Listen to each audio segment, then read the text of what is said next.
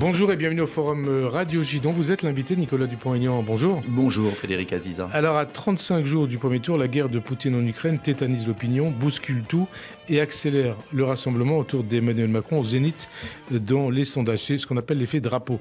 Alors comment dans ce contexte concilier les tensions internationales, cette guerre en Ukraine et la bataille présidentielle? Comment faire campagne en temps de guerre? En quoi cette guerre de Poutine change-t-elle la donne? Et puis sur quel thème va se jouer l'élection? Sur le social, le pouvoir d'achat, la santé, la sécurité, l'immigration ou l'international, c'est-à-dire la place de la France dans le monde et la protection des Français. Mais pour commencer, Nicolas Dupont-Aignan, est-ce que vous dites, comme Emmanuel Macron, que cette guerre déclarée par Vladimir Poutine à l'Ukraine est un tournant dans l'histoire du monde et aussi de notre pays?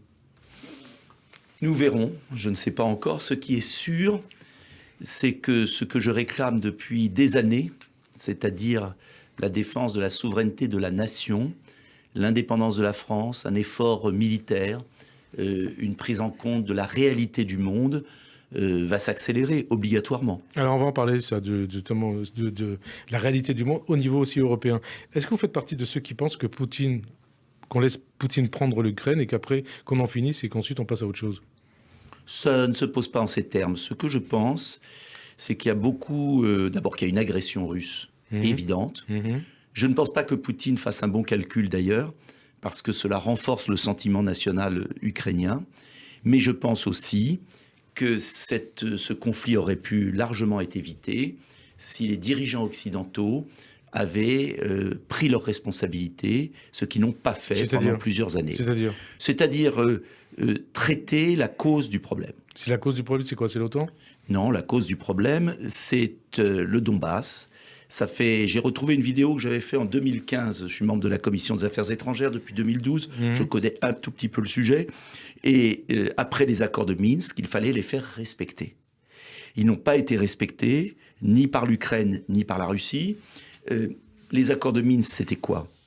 C'était un statut d'autonomie constitutionnelle pour le Donbass, car au Donbass, il y a des populations plutôt russes qui demandaient une autonomie. C'était dans les accords de Minsk. Et l'Ukraine a toujours refusé. Donc ça veut dire que c'est la faute à l'Ukraine? Non, c'est la faute de Poutine.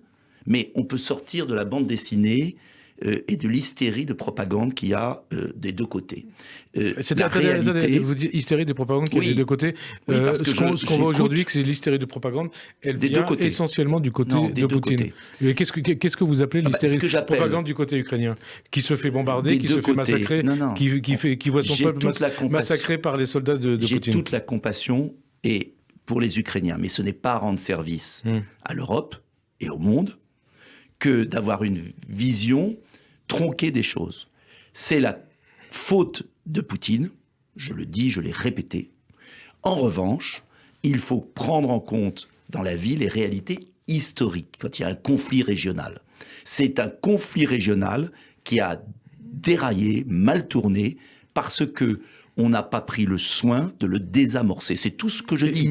Et je sais, on pouvait éviter ce drame si on avait mis en place ce qui est l'évidence, la neutralité de ce pays, l'autonomie constitutionnelle du Donbass, et on aurait apaisé les choses. Vous savez, juste un point, les guerres... Oui, mais enfin, attendez, si on parle d'une chose importante, avec un peu de recul. Par rapport à ça, oui. La guerre de 14 est née des problèmes de frontières et de minorités.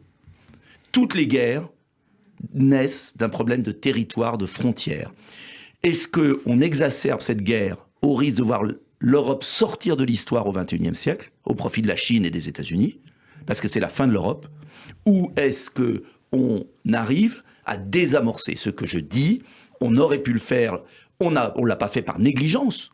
Et maintenant, comme les Occidentaux n'iront pas combattre en Ukraine, tout le monde le sait, ils l'ont dit, il n'y a qu'une voie possible, c'est la voie diplomatique.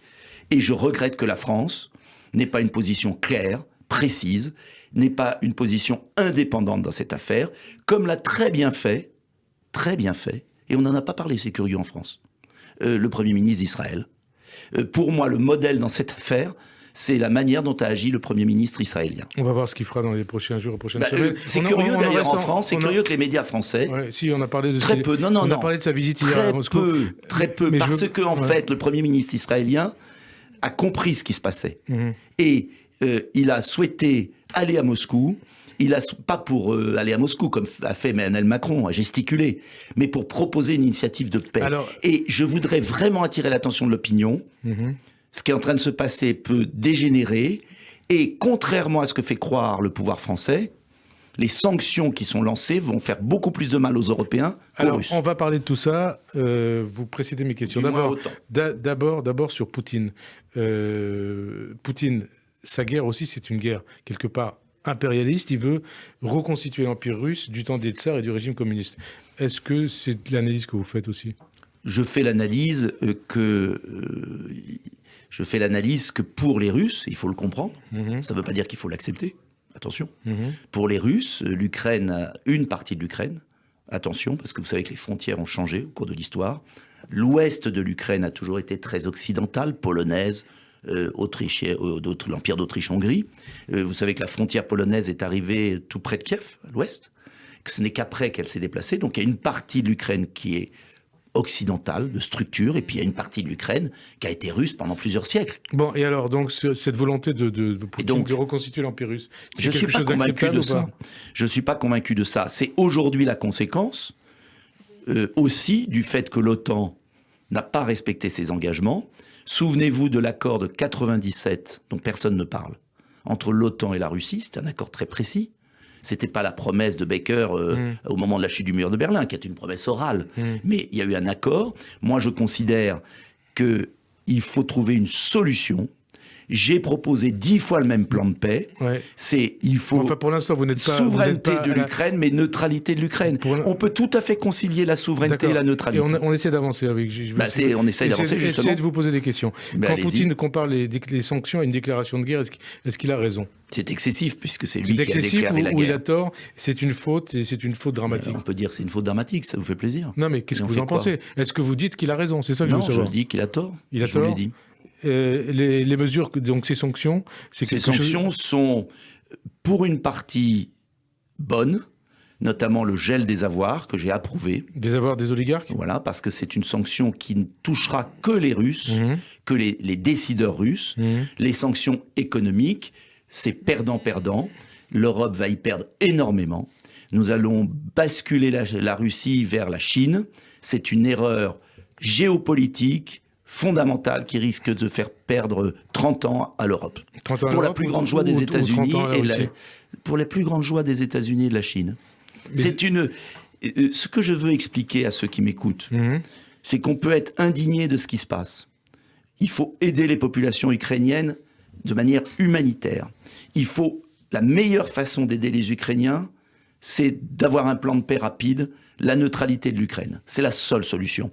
Mais plus on attend, plus Poutine intégrera l'Ukraine dans la Russie, on aura un nouveau mur entre le monde slave et le monde occidental, ce qui est une folie. Vous considérez que Poutine a d'ores et déjà gagné ? Sur le plan militaire, bien évidemment. Il a gagné ? On verra, parce qu'il y a une résistance. Est-ce qu'on a raison de lui livrer des armes, armes à l'Ukraine ? Livrer des armes à l'Ukraine sans livrer des soldats, si je puis dire, ça montre la faiblesse et l'hypocrisie des Occidentaux. C'est tous ces commentateurs de plateau télé qui font la guerre par procuration. On se donne bonne conscience. Bien sûr, non, il faut surtout pas. Ah voilà, je vous posais la question. Non, surtout pas. Ce que je veux dire, c'est comme Joe Biden a clairement dit dès le premier jour, qu'il n'enverra pas un soldat. Comme les Européens, et heureusement, n'enverront pas de soldats, ils se donnent bonne conscience en jetant des armes qui seront utilisées par des gens, pas par des soldats, par des civils, ce qui est une folie pour les Ukrainiens. Moi, je parle des Ukrainiens. Les Ukrainiens ont déjà leur pays envahi. Les Ukrainiens souffrent. Les Ukrainiens fuient. Et on va mettre de l'huile sur le feu de manière incohérente, superficielle. Mais c'est Zelensky qui demande des armes. Mais que Zelensky fasse ce qu'il veut. Donc il faut laisser sans armes. Mais c'est pas des armes, il faut pouvoir les utiliser, cher monsieur. Mais ils sont capables d'utiliser des armes. Non, pas les armes. Les armes, ça s'utilise, ça se prépare. Ça, c'est de la charité. Il y a une armée ukrainienne. L'armée ukrainienne, c'est pas les mêmes armes. Ils sont habitués à certaines armes. On leur livre pas des bonnes armes. Tout ça n'a aucun sens. C'est de la gesticulation de plateau télé, d'occidentaux dépassés. Moi, vous savez, je pense que cette crise doit nous amener à deux choses. À court terme, un plan de paix. Ce que fait le Premier ministre d'Israël, c'est quand même dingue que ce ne soit pas le Premier ministre, le président français. Ce que font les Européens, ce qu'a fait Emmanuel Macron. Non, c'est pas ce qu'il fait. C'est ce que reconnaissent d'ailleurs tous vos concurrents c'est pas vrai. et tous vos rivaux c'est pas vrai. candidats à la présidentielle. Ils peuvent dire ce qu'ils veulent, c'est pas vrai. Ils gesticulent, ils parlent, y compris elle. C'est pas vrai. Et notamment les dirigeants européens disent la même chose. C'est pas vrai. Et Joe Biden aussi. Non, ils parlent, mais parler sans un plan de paix. J'ai été à Matignon reçu par le Premier ministre, donc je parle de ce que je connais. Avec les candidats à la présidentielle, j'ai demandé, j'étais le seul à le demander, quel est le plan de paix français ? On ne sait pas. Si vous ne proposez pas la neutralité de l'Ukraine, ensuite du cessez-le-feu et de retrait de l'armée russe, vous n'aurez jamais le retrait de l'armée russe. La neutralité de l'Ukraine, c'est que l'Ukraine ne sera jamais dans l'OTAN. L'OTAN n'est pas en Ukraine, il n'est pas question que l'Ukraine soit dans l'OTAN. C'est pas vrai. Bah si, c'est vrai. Non, c'est pas vrai. L'Ukraine n'est pas dans l'OTAN, mais vous savez très bien il y a des demandes, mais qui ne sont pas acceptées par les dirigeants occidentaux. On y vient. Qui ne sont pas acceptées par les dirigeants occidentaux. Pour l'instant, il faut un engagement, comme l'a dit Nicolas Sarkozy, dans le cadre d'un grand traité de sécurité en Europe. Puisqu'il n'y a plus d'instances, à part l'Organisation de la sécurité, il n'y a plus de vraies instances qui fonctionnent. Et ce qu'a dit très bien Nicolas Sarkozy, donc je ne suis pas le seul à le dire, ce qu'a dit Dominique de Villepin, ce qu'ont dit les gens sensés, c'est qu'à partir du moment où on n'enverra pas nos soldats en Ukraine, et qu'on fait semblant, il n'y a qu'une solution, c'est d'imaginer un statut de paix, souveraineté de l'Ukraine, mais neutralité. Vous avez des pays qui sont souverains, mais qui sont neutres. Alors on avance. Mais on avance, c'est fondamental. Ouais. Emmanuel Macron ne propose pas ça.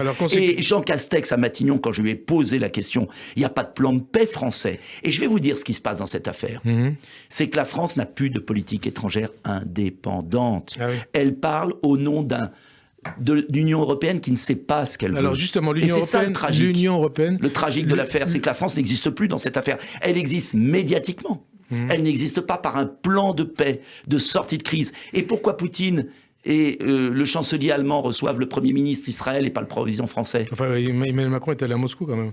Oui, avant, il a échoué. On va voir. Parce qu'il n'a pas proposé. Ah bah oui, vous ne pouvez pas dire qu'il a réussi. Alors, conséquence au niveau européen. Excusez-moi quand même. Conséquence au niveau européen, est-ce qu'il faut définir la défense européenne comme le pilier européen de l'Alliance Atlantique ? Il y a un sommet européen à Versailles jeudi prochain.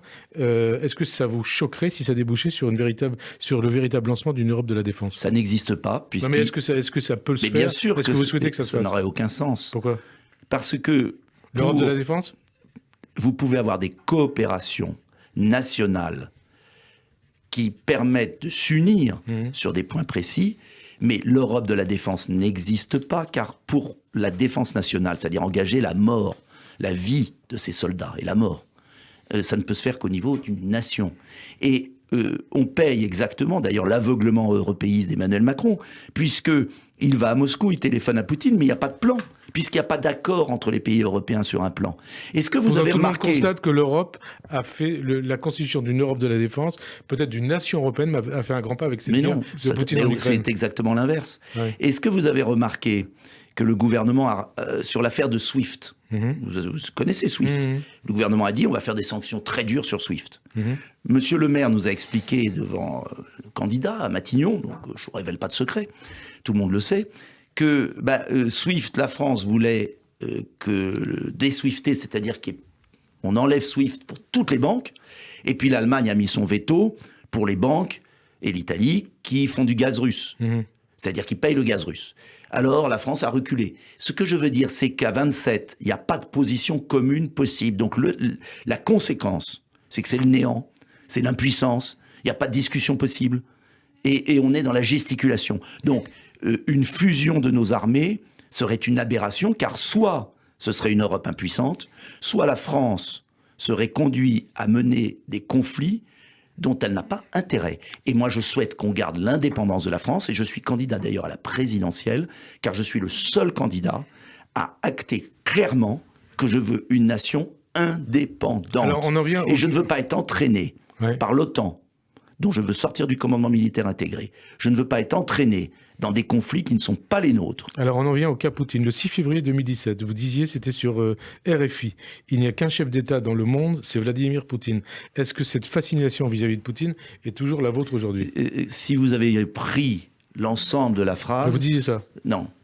Prenez l'ensemble de la phrase, c'est tellement facile. Ce que je disais, on a la preuve aujourd'hui ici aussi. c'est que Vladimir Poutine est un chef d'État qui a une logique, je la conteste, je la dénonce, je la condamne. Vous disiez, il n'y a qu'un chef d'État dans le monde, c'est Vladimir Poutine. Mais vous n'avez pas écouté la suite, je parlais du fait qu'il musclait son pays et que les chefs d'État désarmaient, justement. Donc j'avais totalement raison. Et ce que je dis, c'est qu'il faut des chefs d'État, oui, pour répondre. Est-ce qu'il faut un Poutine français? Il ne faut pas un Poutine français parce que nous sommes en démocratie, je l'espère. C'est un dictateur, Poutine? C'est un mode de fonctionnement autoritaire que je n'aime pas. Dictateur? Je n'aime pas ce mot de dictateur parce que on peut le dire. On peut le dire, mais alors on va déclarer la guerre à tous les dictateurs. Non, mais je ne vous parle pas de déclarer la guerre. Ce que je trouve, je vais vous dire un truc qui me... Savoir ce que vous pensez du personnage Poutine. Poutine passera. Ce que je pense, c'est qu'on fait, comme le général de Gaulle disait, on fait de la politique, une nation n'a pas d'amis, elle n'a que des intérêts. Et je vais vous dire, Poutine passera. Et la Russie restera. Et le problème ukrainien restera si on ne le traite pas. Israël reste, quels que soient les premiers ministres. La France reste, quels que soient les présidents. Et les intérêts d'un pays demeurent. Donc, il y a une hystérie là. Et moi, je pense que Poutine a fait une grave erreur pour son peuple. Grave erreur. Donc, je suis triste de voir ça. Et je condamne. Et j'ai toujours condamné toute atteinte à la souveraineté d'une nation. Donc, ne me faites pas dire ce que je n'ai jamais dit. Ce que je dis, c'est que si l'Europe, justement, avait des chefs d'État, et c'était le sens, si vous reprenez tout l'enregistrement, si l'Europe avait des chefs d'État, et entre nous, je n'ai pas eu le sentiment de voir en M. Biden, là, un chef d'État, entre nous. Si l'Europe avait des chefs d'État, on n'en serait pas là. Et en revanche, ce que je dis aussi, attention à tous ces dirigeants aujourd'hui qui veulent déclarer la guerre à tous les dictateurs. Moi, je n'aime pas les dictateurs, mais on a vu ce qui s'est passé en Irak. Heureusement qu'on avait Jacques Chirac et Dominique de Villepin. Ça a été le chaos irakien. On a vu ce qui s'est passé en Libye quand M. Bernard-Henri Lévy a donné des conseils à M. Sarkozy. On a le djihadisme dans toute l'Afrique. Donc, je vois que les Russes sont exclus des compétitions sportives. Très bien. Mais alors pourquoi on va au Qatar faire la Coupe du Monde ? C'est une question. Non, mais il y a un moment, moi, je veux bien... On n'a pas beaucoup de temps, il faut que je vous pose des questions. Non, est-ce que je vous entends parler de Poutine, je vous ai entendu parler d'Emmanuel Macron, est-ce que vous dites aujourd'hui plutôt Poutine que Macron ? Mais enfin, je ne suis pas là pour choisir Poutine. Non, mais je veux savoir ce que vous... Mais tout ça est ridicule. Puisque vous dites qu'il n'est pas à la hauteur. Excusez-moi, la question est idiote. Oui, mais c'est quand même ma question. Il y a un président de la République jusqu'au 10 avril. Je pense que 24 avril, vous avez raison. Je pense que ce président de la République est un mauvais président pour la France. Je ferai tout pour qu'il ne soit pas réélu. Je pense qu'il hypnotise certains Français par la communication et la propagande médiatique. Je pense qu'on peut faire mieux. Voilà, maintenant il est le président de mon pays. Et dans une phase difficile, j'estime qu'il faut écouter ce qu'il dit. Quand je suis en désaccord, je le dis. Quand il est allé à Moscou, j'ai dit bravo, c'est bien. En revanche, pourquoi il ne propose pas quelque chose ? Parce qu'y aller pour rien proposer, ça ne sert à rien. Voilà, j'essaye d'être honnête. Je n'ai pas à comparer M. Poutine et M. Macron. C'est grotesque comme question. C'est parce que je vous entendais parler d'Emmanuel Macron et d'être un peu tendre vis-à-vis de Poutine. Donc je voulais savoir ce que... Tendre avec Poutine, j'ai condamné. Enfin, arrêtez. Vous savez, la presse française est en train de se décrédibiliser complètement. En fait, c'est à la mesure de l'impuissance française. Vous savez ce que je remarque, moi ? Ça fait des années que je demande qu'on muscle le budget de la défense. Ça fait des années que je dis attention, le monde... Non. Oui, en partie, mais pas assez.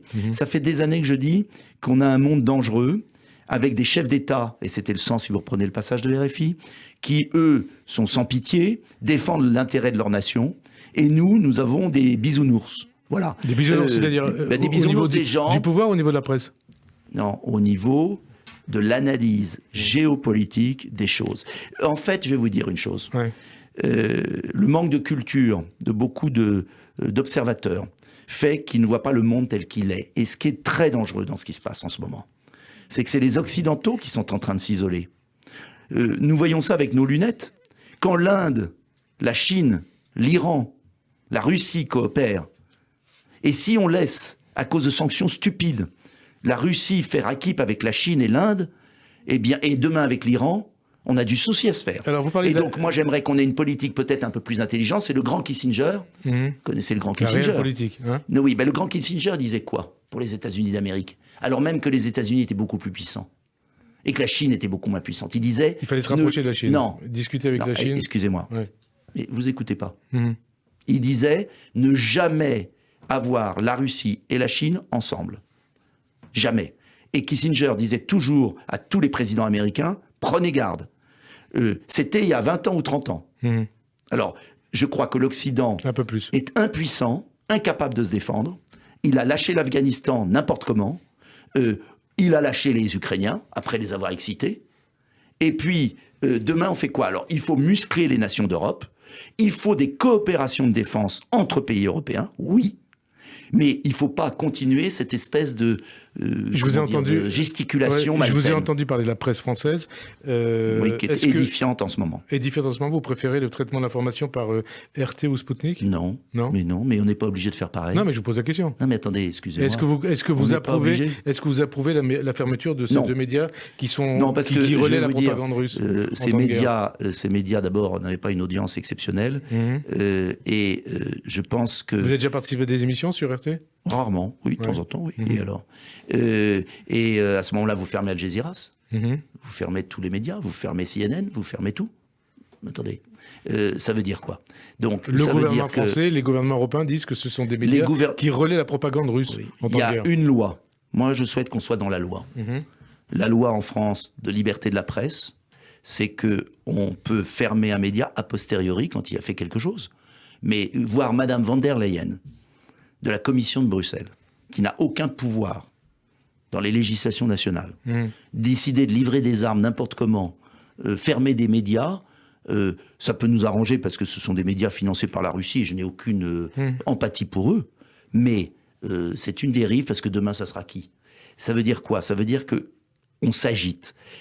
On doit muscler notre défense, je le répète. On doit trouver une solution de paix parce que les sanctions vont nuire à notre économie de manière grave et faire souffrir les Français. Et puis il y a une élection présidentielle, il n'y a pas d'Ukraine, donc si on peut parler d'autre chose, j'ai deux, trois questions à vous poser. Il n'y a plus d'élection présidentielle. Alors justement, on va parler de la présidentielle. Laissez-moi vous poser deux, trois questions sur l'Ukraine toujours. Est-ce qu'il faut, Poutine menace l'Occident d'une guerre nucléaire? Est-ce qu'il faut le prendre au sérieux? Est-ce qu'on peut être à la veille d'une guerre nucléaire? Est-ce que vous faites partie des trois quarts des Français qui sont inquiets d'un embrasement nucléaire de cette guerre? Et c'est une question importante qui intéresse. Oui, il faut toujours être inquiet, c'est pour ça que je demande, parce que la folie des hommes peut y conduire, et je demande, c'est pour ça que je dis qu'il faut un plan de paix, et que ce plan de paix est possible, et que plus on tarde, plus on prend des risques. Des menaces nucléaires de Poutine, est-ce qu'il faut les prendre au sérieux? Il faut tout prendre au sérieux. Est-ce que vous considérez que c'est un fou, quoi, Poutine? Je ne crois pas. Je crois qu'il joue avec nous. Un barbare? Comme beaucoup d'autres. Il y a eu beaucoup de barbares dans l'histoire. Mais lui, c'en est un? Je ne sais pas encore, on verra. Vous voyez ce qu'il fait en Ukraine? Est-ce que c'est les actes d'un barbare? Si vous voulez me dire que M. Poutine est très méchant, je suis d'accord. Voilà. Maintenant, moi, j'aspire à être un homme d'État. Je veux dire aux Français qu'on peut sortir de cette situation si on ne rentre pas dans le piège de Poutine. Alors, voilà. autre question, est-ce qu'on peut agir avec lui, avec Poutine, comme si c'était un être rationnel? On verra. Personne ne le sait. Et vous entendez ce qu'on... Moi, je vois que le Premier ministre d'Israël le considère. Je vois que même M. Macron discute avec lui. Ce que je demande, c'est qu'on trouve une solution. Vous savez, dans l'histoire, il y a eu beaucoup de conflits. Il y en a toujours. Et il faut trouver des solutions diplomatiques. Solutions diplomatiques ou autres. Le plus urgent. Ou autres, on entend dire des commentateurs, des experts dire peut-être que la seule chose qui pourrait l'arrêter, c'est qu'il soit mis hors d'état de nuire. Peut-être par un coup d'État en Russie, ou par une balle dans la tête. Mais enfin, écoutez. Mais je vous pose la question comme ça. Et après, vous en aurez un autre. Si vous faites ça dans les relations internationales. C'est pas moi qui fais, mais c'est des questions qui se posent. C'est ce que j'appelle le délire européen des commentateurs impuissants qui ne sont pas des hommes d'État. Non, c'est pas la solution. Non. D'éliminer. Mais non, enfin comment? Alors à ce moment-là, on élimine combien de chefs d'État? Tous les chefs d'État? On a vu la réussite. On a vu la. Oui, alors. Il est. Enfin, c'était quand même. On est en plein délire. Excusez-moi. En plein délire. Est-ce que vous étiez à la manifestation pour l'Ukraine hier à Paris? Pourquoi? Non, je n'aime pas cette fausse gesticulation. Mais pourquoi? Parce qu'on peut manifester sur tous les problèmes. Vous avez des manifestations. Il y a eu ça dans l'entre-deux-guerres, je vous signale. Donc vous n'y étiez pas? Attendez, je voudrais revenir là-dessus. Il y a eu beaucoup de manifestations dans l'entre-deux-guerres. Ah oui. Les intellos parisiens adorent manifester. Vous pensez à la manifestation du 6 février 34? Non, je pense aux manifestations pour la paix sans qu'on se donne les moyens de la gagner. Alors pourquoi? Donc je le dis et je le répète, renforcer nos moyens militaires et en même temps diplomatie, c'est les deux points. Alors maintenant, je ne peux pas vous dire plus. Pourquoi vous préférez manifester contre le vaccin et contre le pass et non pour l'Ukraine? C'est une question que je vous pose. Parce que puisque vous dites les manifestations sur le pass, c'était la compétence des décisions françaises. Que je sache, on est en démocratie et c'est des décisions françaises. Je vais manifester contre l'orage. je vais manifester contre le roi d'Arabie Non, mais Saoudite. là, c'est pour la vie. Attendez. La manifestation pour l'Ukraine, c'est la Et alors manifestation pour la vie. l'Arabie Saoudite qui a égorgé... Et certains ont considéré alors, la manifestation contre le vaccin, c'était des manifestations pour la mort. Pourquoi vous me faites n'importe quoi? C'est des commentaires qui ont été faits. Moi, je ne suis pas les... Attendez, du calme. Ouais. On peut prendre les choses par ordre. Moi, je veux bien, on va manifester contre tous les dirigeants. L'Arabie Saoudite, c'est curieux, on fait du commerce. Mais pourquoi pas? On va manifester, mais ce n'est pas le rôle d'un homme d'État. Excusez-moi. Ouais. Attendez, là, on part dans exactement la dérive totale des commentateurs. Moi, je suis candidat à la présidence de la République. Ouais. Je propose aux Français muscler notre défense. Mais si vous l'avez dit. Indépendance. J'ai entendu. Mais là, vous ne ferez pas dire autre chose. On peut manifester. Oui, Robert Ménard, qui était, je pense, un de vos amis, il y a quelque temps. Il avait dénoncé ici même à Radio J, je crois que c'était le 22 janvier dernier, vos positions, comme celle d'ailleurs de Florent Philippot, et je le cite, au détriment de la vie des gens, sur la vaccination contre le Covid-19, il disait, Robert Ménard, le 22 janvier, ceux qui, comme Dupont-Aignan ou Philippot, s'amusent pour gagner quelques voix à dire un certain nombre de monstruosités, de bêtises insensées, prennent une responsabilité qui fait que demain, je n'imaginerai pas de m'asseoir à la même table qu'eux, et il poursuit, ils ont des morts sur la conscience. Question, Nicolas Dupont-Aignan. Est-ce que vous n'est pas arrivé de vous dire qu'en étant à la pointe de la bataille anti-vax, vous pouviez avoir des morts sur la conscience? Eh bien, c'est au contraire l'inverse. Je vais vous dire deux choses, si vous me laissez répondre. Bien sûr, bien sûr. D'abord, j'ai manifesté contre les atteintes aux libertés, car j'estimais que la liberté vaccinale sur des injections temporaires expérimentales était indispensable. Ça n'a rien d'expérimental. Deuxième point, écoutez, si je peux finir ma phrase. Quand on a vacciné des milliards et des milliards de personnes, et on verra les conséquences. On ne peut pas considérer que ce sont des vaccinations expérimentales. Contrairement à ce qu'a dit M. Ménard, tous les faits m'ont donné raison. Aujourd'hui, on sait que la vaccination pour les moins de 60 ans n'avait aucune utilité, qu'elle a des effets secondaires graves. C'est pas vrai. La commission d'enquête. C'est faux. La commission d'enquête. Mais excusez-moi si je peux... Non, mais je peux pas vous laisser dire des bêtises. Vous n'avez pas à juger ce que je dis. Mais si, c'est des et vous allez vérifier sur le site. C'est comme ça que vous avez... Attendez, vous allez vérifier... Monsieur Dupont-Aignan, c'est comme ça que vous allez vérifier... Ouais. Si je peux terminer. Allez-y. Donc, ce que je dis, il suffit d'aller sur le site national français ou européen pour voir la gravité des effets secondaires, notamment chez les jeunes. Et on s'aperçoit a posteriori que le vaccin n'a pas empêché la transmission. On a eu l'épidémie la plus forte Omicron, premier point. Ouais. Et si vous regardez les statistiques, sur les moins de 60 ans, il n'y a absolument aucune différence de mortalité. En revanche, les auditeurs jugeront. En revanche, ce que j'ai toujours dit, c'est que pour les personnes âgées et fragiles, je recommandais plutôt la vaccination et je l'ai toujours dit. En revanche, j'ai toujours dit que pour les jeunes et les personnes en bonne forme, il n'y avait aucun sens à se vacciner. Mais attendez, laissez-moi... Et surtout, ce qui est intéressant, c'est qu'aujourd'hui, toutes les statistiques montrent que j'avais raison. C'est qu'aujourd'hui, des vaccins ont été interdits, notamment dans les pays scandinaves. Le fameux AstraZeneca, en dessous de 50 ans, a été interdit. Aujourd'hui, dans les pays du nord de l'Europe, qui sont les moins corrompus, avec le moins de conflits d'intérêts, eh bien, les jeunes ne sont plus vaccinés. Donc, on va prendre du recul, on va analyser les choses. Et en tout cas, on voit que ma position était la plus réaliste. C'est faux. En tout cas, vous pouvez dire que c'est faux, c'est très simple, mais il suffit de regarder les chiffres du ministère de la Santé. Par vos déclarations, vous avez pu pousser des gens à ne pas se faire vacciner, mais qui ont pu en conséquence mourir du Covid. Peut-être que vos déclarations, monsieur Aziza, vous avez poussé des gens à se faire vacciner qui sont morts d'AVC et des cas graves. Et donc, nous sommes quittes, si je puis dire. Le seul autre député de Debout la France qui était présent à l'Assemblée est mort du Covid. Il était vacciné. Eh oui, pas de chance pour vous. Il était vacciné, mais il est mort du Covid. Et je peux vous dire une chose, parce que c'est intéressant. Les dernières statistiques montrent, et vous pouvez les regarder, que notamment en Écosse, en Angleterre, que 80%, entre 60 et 80% des décès sont des gens qui étaient vaccinés.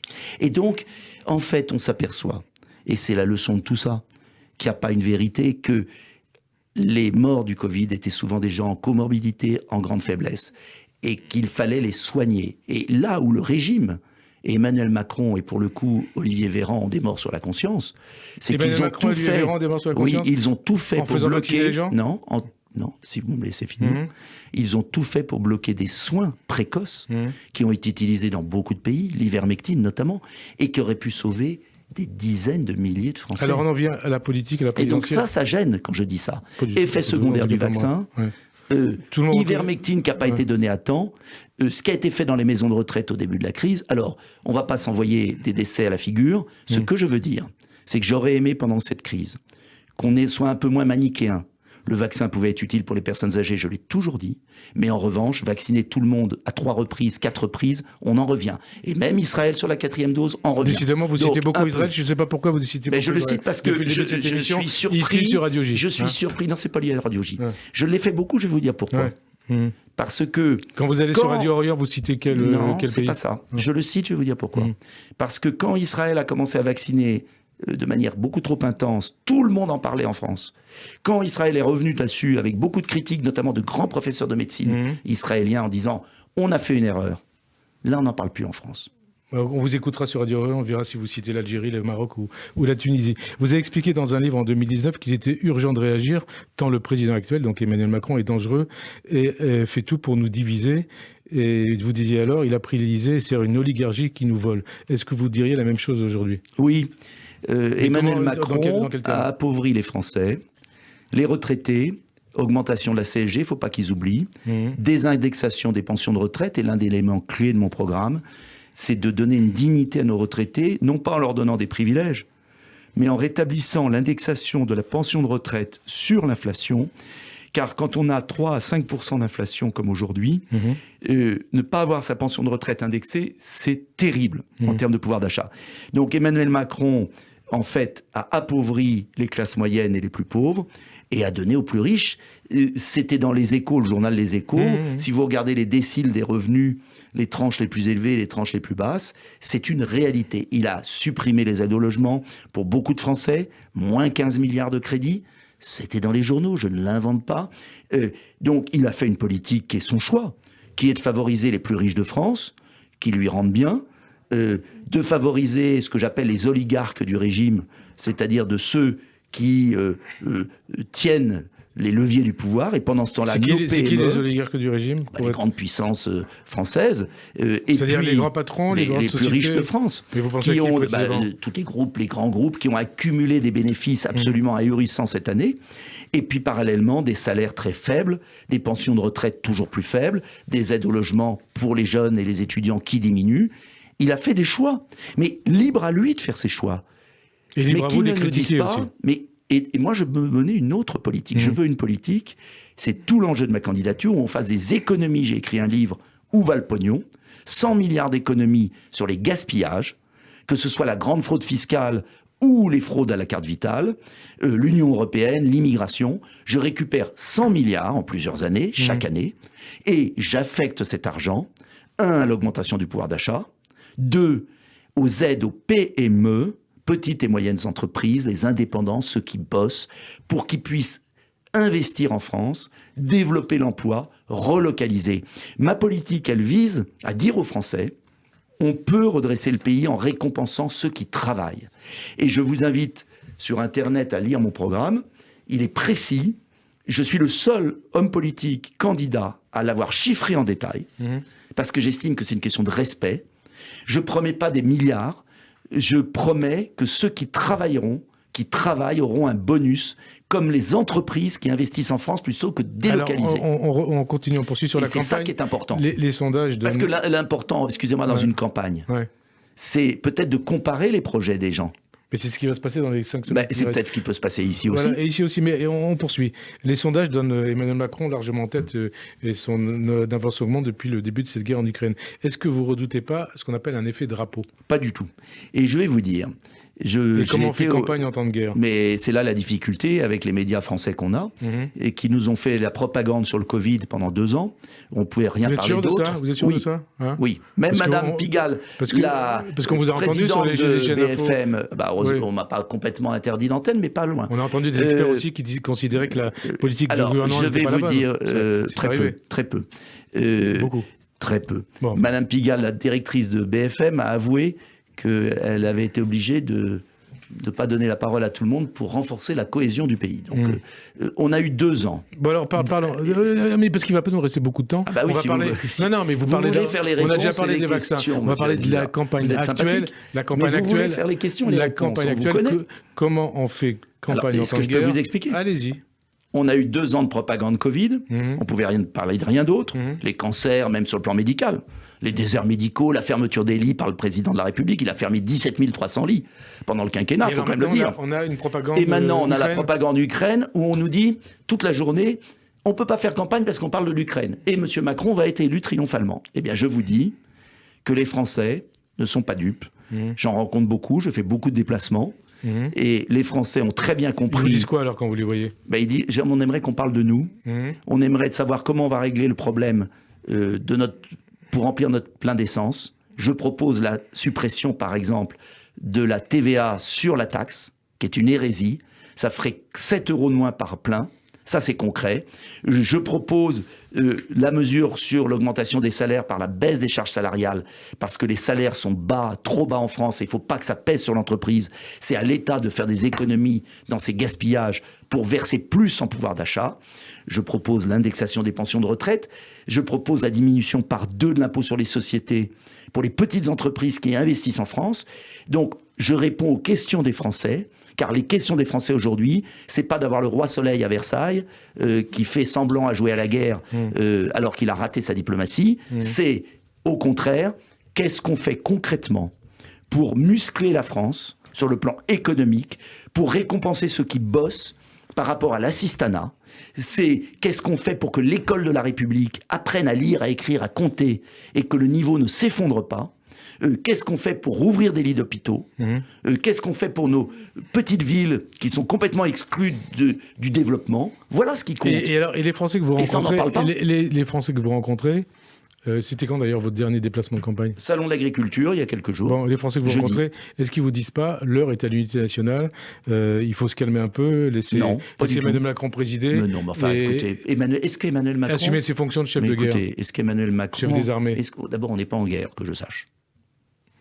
J'ose espérer. Il y a une guerre, il est chef des armées, il intervient en tant que chef des armées. C'est de la manipulation médiatique. De quoi? Que vous faites tous, tous les journalistes. Mais vous pensez à quoi précisément? Vous grossissez son rôle. Le rôle de quoi? D'Emmanuel Macron pour étouffer la campagne. Mais pourquoi on étoufferait la campagne? Pour pas qu'il y ait de concurrence. Parce que c'est les journalistes qui font ça? Beaucoup. Mais pourquoi ils font ça? Parce qu'ils sont aux ordres.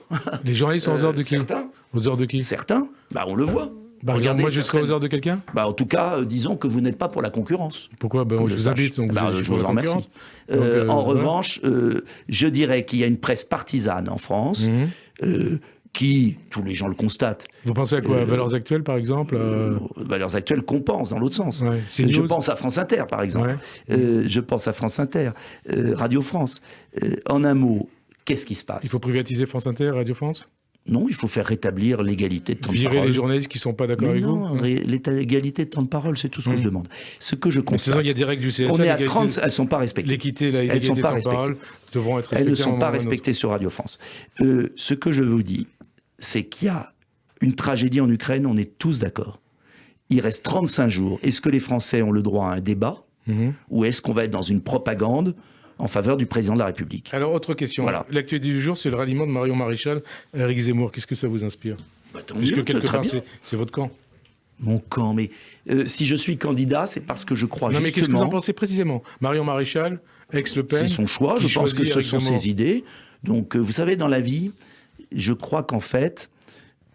le fond des idées, le fond des choses, la vérité des choses, l'emporte toujours un moment. Et je pense que Marion Maréchal se sentait plus proche des idées d'Éric Zemmour que de celles de Marine Le Pen, et qu'elle a attendu un certain nombre de mois et qu'elle y est arrivée. Alors vous êtes je pense que, pareil, les Républicains risquent d'exploser en deux, entre d'un côté ceux qui soutiennent Macron et d'autres ceux qui rejoindront un camp plus patriote. Alors vous êtes vous, Nicolas Dupont-Aignan, entre 1 et 2% des sondages.